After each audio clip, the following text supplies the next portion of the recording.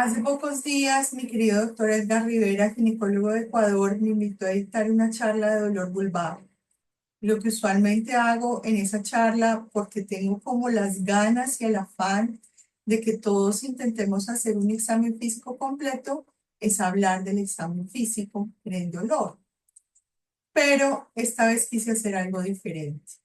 ¿Cómo entender ese dolor que no vemos?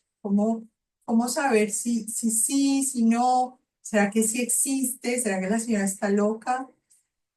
Y es que hay un profundo desconocimiento en nosotros como médicos. Cuando nosotros desvirtuamos el dolor por el que la paciente consulta, su familia empieza a decirle que ella se está inventando todo, porque ella está normal, ella no tiene nada, no tiene por qué dolerle. Y la paciente cada vez se siente más agobiada y menos comprendida.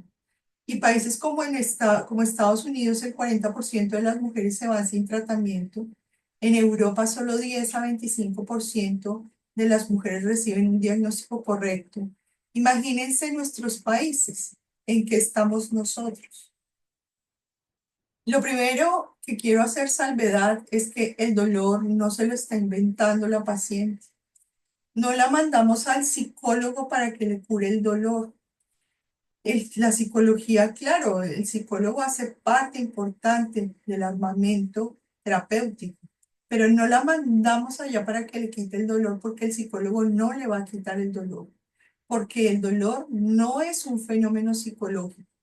Tenemos que quitarnos esa idea de la cabeza, como hacía Harry Potter con la varita, que se llevaba ese pensamiento. Así exactamente tenemos que hacer. Es muy frecuente que las pacientes con dolor hayan tenido eventos de abuso de tipo sexual.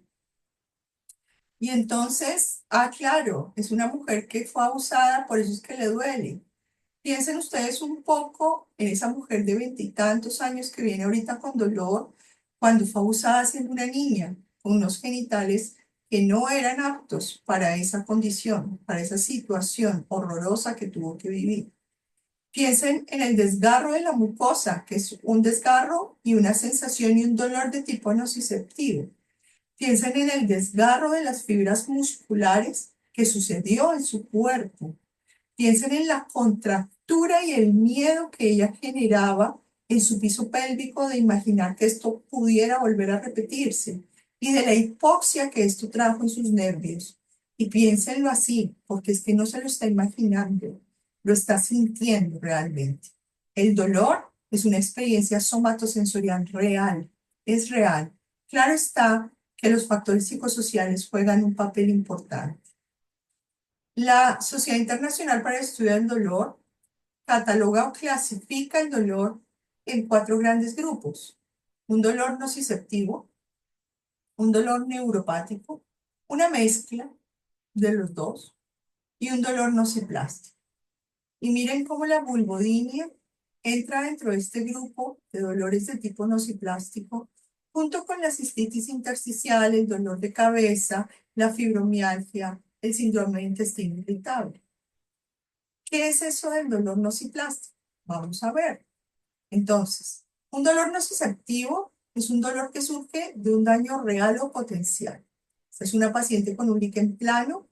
Miren ustedes, la coloración no es un escleroso, es un plano por la coloración. Ese color violáceo siempre debe hacerlos pensar en eso. Y las erosiones intensas a nivel del introito, esas erosiones muy profundas que ya hacen también compromiso a nivel de la piel. Claro, esta inflamación daña el nervio porque acumula sustancias proinflamatorias, hace que células proinflamatorias migren y estimulen esta terminal nerviosa. El dolor neuropático es esa mujer que monta bicicleta, que patina, que hace pilates y que viene con ardor. Un ardor que pueden hacer en el clítoris e irradiarse para la región anal, es decir, que sigue como un recorrido, ¿cierto? Un dolor urente. No solamente se presenta en los momentos de trauma, como en este caso, en el que hay un hematoma y una tumefacción aquí a nivel del músculo piriforme, incluso parte del obturador, Y ustedes pueden ver cómo estas raíces del plexo sacro están completamente comprimidas y al estar comprimidas, claro, se produce un daño y ese daño puede llevar a una degeneración completa del nervio.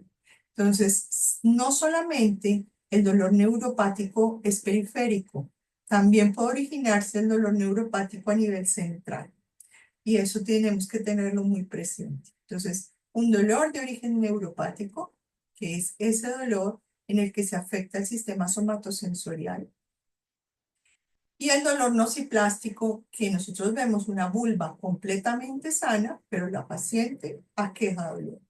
Es decir, tiene una nocicepción alterada.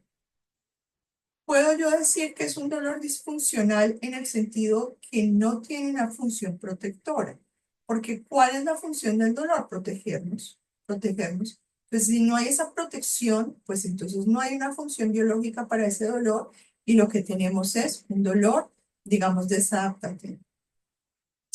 El dolor nociplástico no es un dolor que no tenga una explicación, realmente sí la tiene. ¿Cómo así? ¿La vulvodynia tiene una explicación? Sí, la vulvodynia tiene una explicación. Dentro de esa fisiopatología del dolor nociplástico hay como tres grandes niveles. El primer gran nivel es ese mecanismo supraespinal a nivel cerebral, en el que hay una hiperrespuesta a los estímulos dolorosos, en el que hay una conexión en la región cerebral del dolor, hay una actividad disminuida al control del dolor. Acuérdense que sube el impulso doloroso, el cerebro lo procesa, lo aquieta, lo calma y nos manda un estímulo de control. Aquí no, eso no pasa. A nivel de la sustancia del sistema nervioso central ocurre un incremento del glutamato y de la sustancia P. Hay una disminución de la actividad GABAérgica y hay un aumento en la relación o una pérdida de la relación entre la sustancia blanca y la sustancia gris. Es decir, que hay cambios, digamos, anatómicos y cambios funcionales a nivel de ese cerebro de la mujer que experimenta una vulvodynia, un dolor vulvar en el que no encontramos una causa. A nivel de la médula también ocurren cambios. Hay una reagrupación de las señales de dolor, hay una reorganización en el cordón, hay una amplificación del reflejo doloroso y hay una disminución en la inhibición del dolor. Y a nivel local también hay un cambio en el pH del músculo, un cambio en la composición de las fibras que lleva a que la mujer tenga puntos gatillo. Hay una sensibilización periférica y eso hace que yo la toco con la punta de madera del copito y ella experimenta dolor, es decir, hay una hiperalgesia. Pero ella me dice, mira, yo solamente me toco para bañarme y tengo dolor, entonces tiene una alodinia. Y puede pasar que me diga, y siento animalitos caminando y siento corrientazos, entonces tiene una disestesia. Este es el libro que escribimos varios de diferentes especialidades, varios médicos, que se llama Enfoque Sindromático de la Enfermedad Vulvar. Aquí van a encontrar 4 capítulos de dolor, no uno, 4. Y ojalá escribamos otra versión en la que profundicemos más, que seguramente así será. Y fíjense cómo Pablo Roncancio y María Paula Páez, anestesiólogo él y ella fisiatra, se sientan y nos describen por qué puede pasar la vulvodynia, cuál es el mecanismo del dolor. Y empiezan desde hablar de los alfa-adrenoreceptores que liberan noradrenalina y sensibilizan las aferencias primarias. ¿Cómo puede producirse una reducción del óxido nítrico y por lo tanto vasoconstricción? Si hay vasoconstricción no hay oxígeno, esos nervios sufren, ¿cierto? Puede generarse una inflamación, liberación de sustancias P, bradykininas, citoquinas proinflamatorias, que lo que van a causar es inflamación y daño de la terminal nerviosa, cambios estructurales a nivel de las neuronas. Entonces, hay una explicación para ese dolor vulvar que no tiene una causa específica, que se llama vulvodynia, porque nuestras pacientes se sienten así, agobiadas, cansadas, con dolor, y nosotros las vemos así y les seguimos diciendo, no tienes nada, no te veo nada, hace psicología, ve al psicólogo. A la pregunta que el doctor me hace de qué hacer con el dolor, yo le diría entender que es real, aceptar que es real e identificar cuál es el diagnóstico. ¿Cómo hacemos para identificar cuál es el diagnóstico? La Sociedad Internacional para el Estudio de las Enfermedades Vulvares, la Sociedad Internacional de la Sexualidad de la Mujer y la Sociedad Internacional de Dolor Pélvico en el 2014 revisan las últimas guías que fueron del 2003 y dicen, bueno, vamos a clasificar el dolor vulvar. Y el dolor vulvar crónico, que es aquel que lleva más de 3 meses, lo vamos a llamar secundario a un trastorno específico o lo vamos a llamar vulvodynia. ¿Qué es secundario a un trastorno específico? Una infección cándida, una vaginitis aeróbica, un herpes, ¿cierto? Inflamatorio, lo vimos ahorita, en plano, una vulvitis de Zoom, por ejemplo, neoplásico, y no solamente es cáncer de vulva, sino que puede ser un sarcoma, puede ser, por ejemplo, un tumor en la cápsula renal que va a comprimir L1. Acuérdense que L1 y L2 también participan en la sensibilidad de la vulva. Un dolor de origen neurológico, ¿sí? Y acuérdense que no solamente es periférico, sino central, el trauma. Iatrogenia, si le estamos dando hormonas posiblemente, o deficiencia hormonal. Y vulvodynia lo llamamos cuando no encontramos nada de esto. Es decir, que dolor vulvar crónico y vulvodynia no son lo mismo. No son lo mismo. Hay algo importante que hacen estas tres sociedades y decir, listo, usted no encontró ninguna de estas causas, pero ojo, que usted puede tener potenciales factores asociados, así que por favor revíselos. ¿Cuáles son esos potenciales factores asociados? Las comorbilidades. Los trastornos dolorosos complejos no vienen solos. Es decir, que es muy frecuente que se asocie con síndrome de vejiga dolorosa, con fibromialgia, con síndrome de intestino irritable, con disfunción temporomandibular. Pueden haber algunas alteraciones genéticas, por ejemplo, un polimorfismo que incrementa el riesgo de infecciones o un polimorfismo genético que está relacionado con la pobre modulación del dolor. Pueden ser trastornos hormonales, porque le estamos dando anticonceptivos orales. Puede haber inflamación y entonces la inflamación está clara como esas sustancias proinflamatorias irritan las terminales nerviosas. Puede ser musculoesquelético, entonces hay una sobreactividad de los músculos, hay un síndrome miofacial, bueno, hay trastornos mecánicos, enfermedades neurológicas o mecanismos neurológicos, y miren cómo lo ponen centrales en la espina y cerebro y periféricos como neuroproliferación. Hay factores psicosociales que también tienen que ver, la paciente está ansiosa, tiene miedo. Miren, el 60% de las mujeres con dolor vulvar crónico tienen ansiedad y depresión. Y no es que la ansiedad y la depresión le causaron el dolor, es que el dolor les causó depresión y ansiedad. Y entonces yo llego a esta conclusión y es vulvodynia, sí y solo sí se han descartado otras causas. Para que yo diga que es una vulvodynia y lo maneje como una vulvodynia, que es de lo que vamos a hablar hoy, debo haber descartado todas las otras causas. O sea que debo tener una anamnesis y un examen físico completo. Recientemente, la Sociedad Ecuatoriana de Patología del Tracto Genital Inferior y Colposcopia, su núcleo Pichincha, donde están la mayoría de algunos de sus miembros, publican estas guías, y en las guías ellos nos dicen, para diagnosticar vulvodynia, usted debe descartar todas las otras causas de dolor. Y fíjense que es una recomendación fuerte a favor. ¿Cómo hago para descartar esas causas? Haciendo una anamnesis y un examen físico completo. En otro video de este canal, yo les dejé cómo pienso yo que se debe hacer un examen físico en el dolor vulvar, que lo pueden encontrar en este link de YouTube.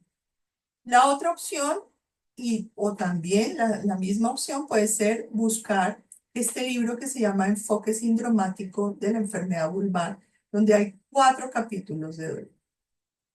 Entonces, Llega esta paciente aquejando ardor a nivel de sus genitales y como el ardor es un síntoma muy similar a un dolor de origen neuropático, lo primero que me debo preguntar es, ¿será que es un dolor neuropático? Si es un dolor neuropático, debo confirmar el diagnóstico. Pero si no es un dolor neuropático, debo preguntarme, ¿será que hay otra causa? ¿Estas causas? Y ojo con esto, que usualmente no es una causa, sino que es un mix, una mezcla de causas. O sea que esa paciente que tenía el líquen plano que vimos en la foto de hace un rato, seguro, segurísimo que tiene una hipertonía del piso pélvico. Segurísimo, porque es una paciente que está con dolor, que viene con miedo. Entonces es una paciente que tiene, fijo, una hipertonía del piso pélvico y seguro que también tiene depresión y ansiedad. Entonces es un mix y yo debo manejar todo lo que le está causando el dolor. Y ya si descarté todas las causas, ahí sí puedo decir que estamos ante una vulvodimia. Entonces, a la pregunta ¿qué hacer con el dolor vulvar? Hacerle una anamnesis y un examen físico completo. La idea de cómo pienso yo se debe hacer está en este libro. Esta paciente ha tenido un dolor de intensidad variable que ha durado por lo menos 3 meses. Por lo tanto, que no es raro que ella tenga catastrofización, que ella tenga todos los pensamientos desadaptativos posibles y que tenga comorbilidad, que esté cansada porque no puede dormir, que ha perdido el trabajo, por lo tanto tenga depresión, que el dolor le despierte ansiedad, que haya sensibilidad a estímulos lumínicos y de sonido, es decir, que hay comorbilidades. Y de aquí en adelante solamente vamos a hablar de cómo manejar la vulvodynia. La vulvodynia, ese dolor de origen nociplástico, ese dolor. No vamos a hablar de cómo manejar la cándida que produjo dolor, ni de cómo manejar la neuropatía que produjo dolor, sino que vamos a hablar de vulvodynia. Lo primero es que el tratamiento farmacológico no es la base terapéutica. En las guías que ya les comenté, nos hacen una recomendación fuerte a favor diciéndonos que el tratamiento debe ser multimodal. Miren cómo en la primera línea terapéutica que nos propone la Sociedad Ecuatoriana no hay un medicamento, hay una serie de acciones y todas están con la misma valor, con la misma intensidad, con la misma recomendación. Las medidas de cuidado local, que no se rasure, que no se alergenos, las recomendaciones en la dieta, dietas bajas en oxalatos, suplementos de calcio, la medicación tópica, miren, por favor, prefieran la lidocaína en ungüento, porque es que la lidocaína en gel les arde y no se la van a poner. ¿Por qué les arde? Por los excipientes. Los excipientes son muy ricos en alcohol. Las cremas, las geles acá no van muy bien. Entonces, prefieran irse por ungüentos. La lidocaína en ungüento al 5% puede ser una buena opción. La medicación oral. Siempre, desde el día cero, la paciente debe ir a terapia física. Y desde el día cero debería ir a terapia psicológica. ¿Qué pasa? Que estas pacientes vienen durante mucho tiempo, les han dicho que va al psicólogo, que va al psicólogo, y ellos no quieren ir al psicólogo. Hay que explicarles que uno no las manda al psicólogo a que le quiten el dolor. Esa no es la intención. El psicólogo no les va a quitar el dolor porque esa no es su función. El psicólogo nos va a ayudar a manejar la emoción que le despierta el dolor. Y no solamente eso, sino que nos va a ayudar a controlar la desadaptación que ella tiene, la ansiedad que ella tiene, la depresión que ella tiene. No va a controlar el dolor. Lo que va a hacer es ayudarnos a que mejore toda ella como un conjunto. Y nos dice la Sociedad Ecuatoriana, vuelva a verla a los 2 o 3 meses de tratamiento. Entonces, ¿qué opciones terapéuticas tenemos? Tenemos AINES, paracetamol, opiáceos, neuromoduladores. Para el dolor nociceptivo va muy bien estos dos primeros. Para el dolor neuropático va muy bien estos dos últimos. Para el mixto, pues obviamente van todos. Y para el nociceptivo funciona igual. Para el nociplástico funciona igual que el neuropático. Los AINES y el paracetamol los usamos para los paroxismos de dolor, cuando ella tiene un dolor muy alto. En ese momento podríamos darle, por ejemplo, paracetamol hasta completar 3 gramos día, ¿cierto? Pero no de manera crónica, por el efecto que tiene sobre el hígado y el riñón. Entonces, los AINES y el paracetamol los damos como rescate en paroxismos de dolor, más no todo el tiempo. Todos los medicamentos y todos los procedimientos, o no todos, pero sí la gran mayoría, deben ir de la mano de estos parceros que son los anestesiólogos. Los anestesiólogos expertos en dolor. Siempre una paciente con dolor crónico debe ser manejada en conjunto con la clínica de dolor. Debemos de dejar de sentirnos superhéroes y pensar que lo podemos manejar todos solos, porque eso no pasa. Necesitamos que un experto en dolor nos ayude a titular los medicamentos, a mirar si hay algún procedimiento que se deba hacer. Este es mi colega y el compañero con el que yo trabajo los casos de dolor, que se llama Pablo Roncancio. Entonces, ya vimos que el paracetamol, paroxismos. Pero ¿qué vamos a hacer para ese dolor de todo el tiempo? Ese dolor que está todo el tiempo. Entonces, vamos a hablar de los opiáceos, que se puede usar en cualquiera de los tipos de dolor. Hay opiáceos débiles y opiáceos potentes. Dentro de los débiles está el tramadol. El tramadol actúa sobre los receptores mu, inhibe la recaptación de serotonina y noradrenalina. Nos podemos ir entre 100 a 400 miligramos al día. Y dentro de los potentes está el tapentadol, la buprenorfina y el fentanilo. Imagínense con esa mala fama que le han hecho al fentanilo, nosotros formulando fentanilo a la paciente. Pues no, eso, cualquier decisión sobre opiáceos debe ser en consenso con clínica de dolor. El tapentadol es un analgésico sintético de acción rápida, se dan comprimidos de 50 miligramos. Y ahora los neuromoduladores. Los neuromoduladores pueden ser antidepresivos o pueden ser anticonvulsivantes. Antidepresivos tenemos tricíclicos y duales. Y bueno, entonces vámonos aquí con los tricíclicos, que está la mitriptilina, que creo que todos la hemos usado en alguna oportunidad. Nos vamos de 25 a 100 miligramos al día, pero hay que tener mucho cuidado con los efectos secundarios y con la, digamos, función con otros medicamentos. Puede producir hipotensión ortostática, por lo tanto, mucho cuidado en mujeres mayores. Puede producir sedación, visión borrosa, serostomía, cuidado con las personas con glaucoma. Los duales, que son duloxetina y venlafaxina, y los anticonvulsivantes, que son carbamazepina y los gabapentanoides, que inhiben los canales de calcio. Los gabapentanoides, la gabapentina y la pregabalina. La pregabalina creo que también la usamos todos los ginecólogos. Esta es la propuesta de algoritmo que nos hace Pablo en el libro Enfoque Sintomático de Enfermedad Vulvar, y fíjense que va hasta los tratamientos intervencionistas. Ojo, que aquí estamos hablando de vulvodynia, porque si yo sospechara, por ejemplo, una neuralgia del pudendo, de entrada va un bloqueo, ¿sí? Si sospecho una neuropatía, una neuralgia, de entrada va un bloqueo porque es diagnóstico. Aquí va como de última, pero es por esa razón que estamos hablando del vulvodynia. Yo, ¿cómo las manejo? Y así se los quisiera dejar, porque uno ahí habla y habla y habla y habla, cháchara. Quisiera como dejárselos así práctico. Entonces, práctico, mujer joven, mujer joven. Le dejo tapentadol 50 miligramos día por máximo 3 meses. Máximo, porque produce, la gente se pega y al tapentadol. Y amitriptilina 25 miligramos día. La Sociedad Internacional para el Estudio de Enfermedades Vulvares nos recomienda ascensos progresivos. Entonces, ¿cómo hago yo esa fórmula? La hago así. Amitriptilina, tabletas de 25 miligramos. Tomarse una tableta en la noche la primera semana. La segunda semana, si no ha mejorado el dolor, le sube a 2 tabletas en la noche.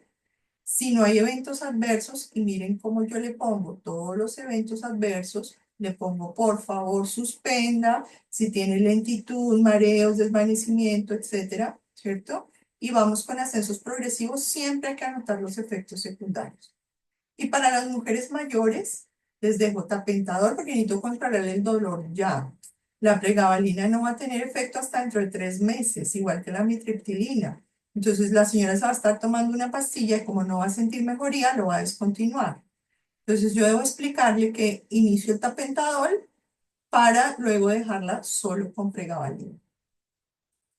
Debo decirle que se hidrate, bueno, así lo inicio en estas pacientes mayores. Como son pacientes que generalmente tienen atrofia de sus genitales y ese adelgazamiento de la mucosa puede producir dolor, yo le dejo hidratación, normalmente con una crema hidratante, y le doy mucho cuidado con las hidratantes que formulen, ¿no? Porque acuérdense que hay hidratantes que pueden hacer más daño que bien. Y la dejo con estrógenos tópicos, pero no puestos dentro de la vagina, no un óvulo, sino puestos a nivel del introito inicialmente. Ya posteriormente dentro de la vagina, pero inicialmente puestos acá.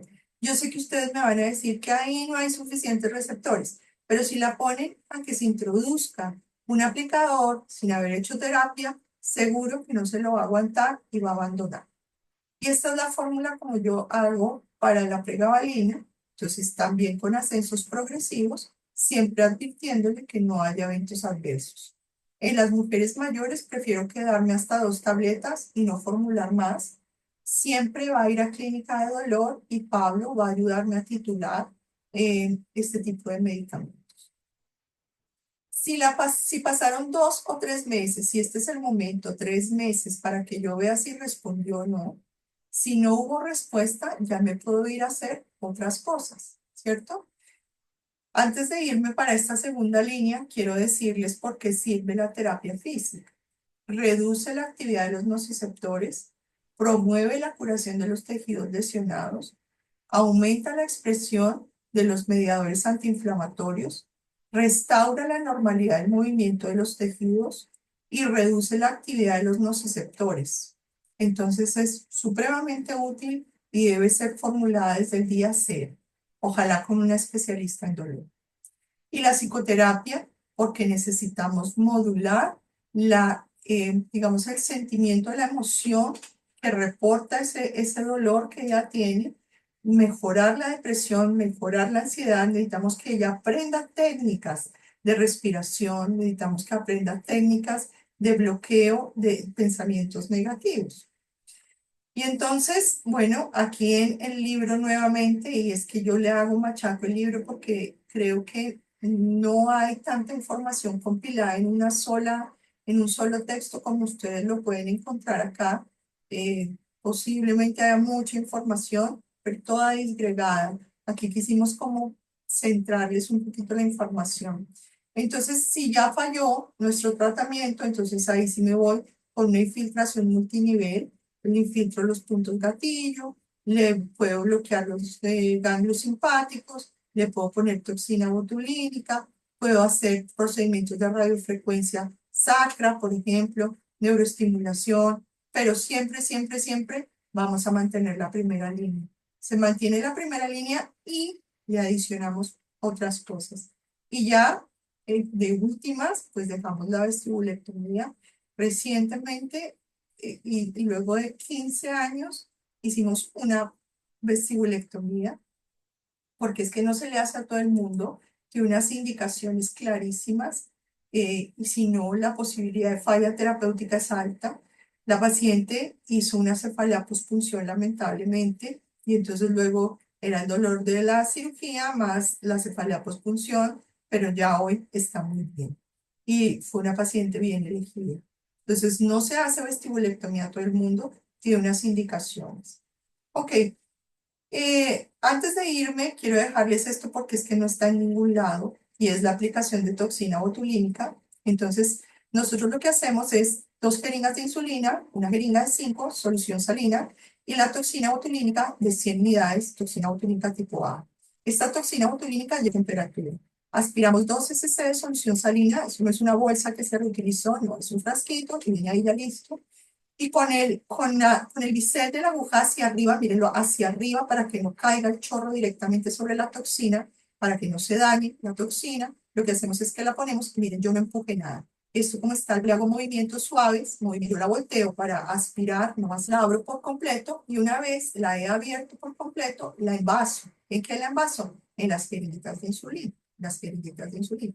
Y entonces una vez que la he envasado en las jeringas de insulina, lo que hago es limpiar la vulva, ahí limpiamos la vulva, tocamos el músculo, vamos a mirar dónde vamos a infiltrar, párense las carúnculas y mesos, ustedes van a infiltrar, ahí estamos tocando el músculo, estamos limpiando, y una vez limpiamos y tocamos el músculo, vamos a infiltrar. ¿Dónde? Hora 9, hora 8, hora 7, 0.2 en cada uno, en cada punto. 0.2, 16 unidades en cada punto. 0.2 en 9, 0.2 en 8, 0. Miren, aspiro siempre, ¿vieron? Aspiro siempre. Porque donde se la pongan endovenosa, pues ahí sí los filtro 0.2. Y lo mismo voy a hacer al otro lado, aquí de pronto lo ven mejor. Pues caruncula y meneal aquí, miren ahí, caruncula y meneal aquí, por detrás de la caruncula y meneal tocando el músculo en hora 3, en hora 4 y en hora 5.